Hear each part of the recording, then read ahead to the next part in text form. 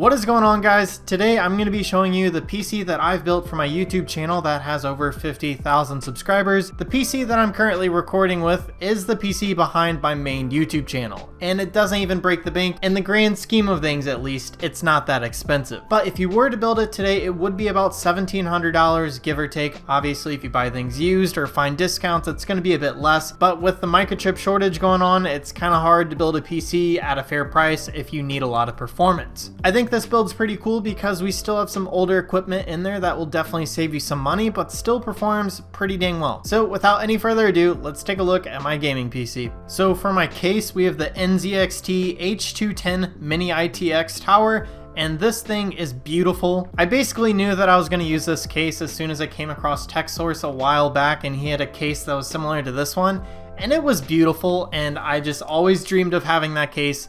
And I recently got it and I love it. This case has a lot of room to build in, and it also is really good for cable routing, so I was able to make this look surprisingly well, even though there was so much to cram in this tiny little ITX case. After my last PC build, I was like, I really want to get a really small PC, and this case does perfectly for that. It is pretty small. You're able to pick it up, throw it in the backseat of your car with no issues, even throw that seatbelt on it, keep it safe. The moment of truth, what processor am I rocking? And that is the Ryzen 7 3800X. It is an 8-core 16-thread processor, and this thing's awesome since I'm always editing and rendering videos. This thing is perfect for that. This processor is supposedly $350 right now, but I had a friend sell me his old one for about $200, so I got a pretty sweet deal on that thing. And to cool the processor, I got the NZXT Kraken, and I know this isn't the best water cooler that you guys could get. There's a lot of problems with this thing, like a lot. Half the people that get these things have the pumps go out, but the thing is, NZXT put a very nice warranty on these guys. Pretty sure it's either lifetime or like 4 years, but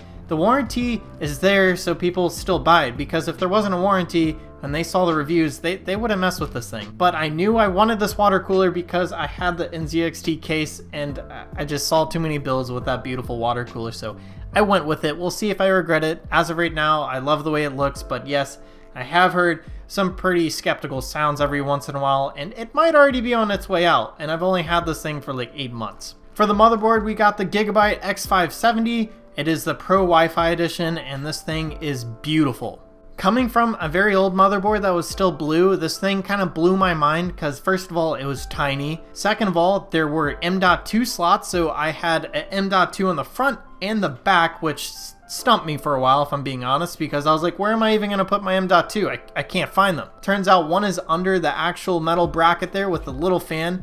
Then there's another on the backside of the motherboard. So just because you're getting a tiny ITX motherboard doesn't mean you guys can't have 2 M.2 slots. And for RAM, we went with the Vengeance RGB Pro, clocked at 32 megahertz, which is perfect for the Ryzen CPU that we have in this. The graphics card is probably the most important part about this build, because the used graphics cards that are on the market right now are more expensive than the new ones that we were buying 4 years ago. So this 1070 is the exact one that I bought for around $400 from Micro Center when they first came out.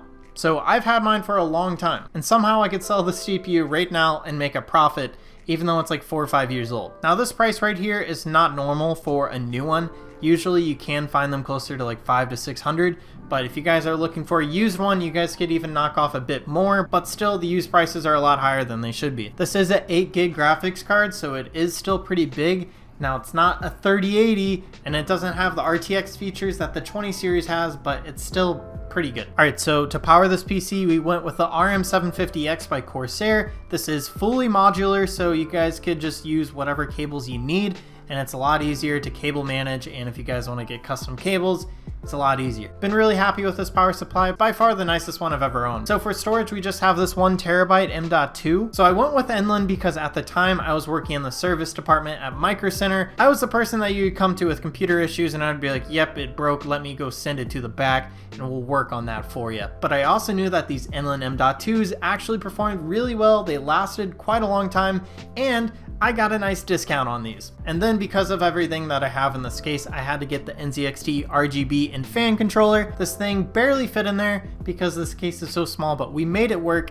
and everything works fine. Alright, feel free to ignore the little battery sign. Apparently I need to charge my camera. But anyways, let's talk about how this PC runs. So I wasn't able to like benchmark a ton of games because my SSD is so small, I wasn't able to update all my games. So we went with GTA 5 and Apex Legends. So at max settings on GTA 5 at 1080p, we were able to get around 65 FPS on average. And then for Apex Legends, fully maxed out at 1080p, we got 110 FPS on average. These numbers aren't anything spectacular, but you have to keep in mind we're working with some older hardware, and especially that 1070. So the next graphics card that I'm probably gonna buy is gonna be the 3060 Ti. I think it kind of matches everything that's in this build. It won't be like too overpowerful, but will still be a huge step up from the 1070 that I currently have. But because that price is so ridiculously high, and I couldn't buy one at Micro Center because we just did not have enough of them, I just don't see when I'm going to be able to get that, because I'm not willing to like spend $1,000 on a graphics card that isn't worth that. So anyways, that is my PC that has been powering my YouTube channel for quite some time. If you guys are interested in any of these parts, I have affiliate links down below, so if you guys want to check them out and buy any parts, it'll help my channel out tremendously. I really appreciate you guys watching this video all the way through, and if you guys enjoyed it, slap that like button, go ahead and subscribe down below, and I'll see you guys on the next video.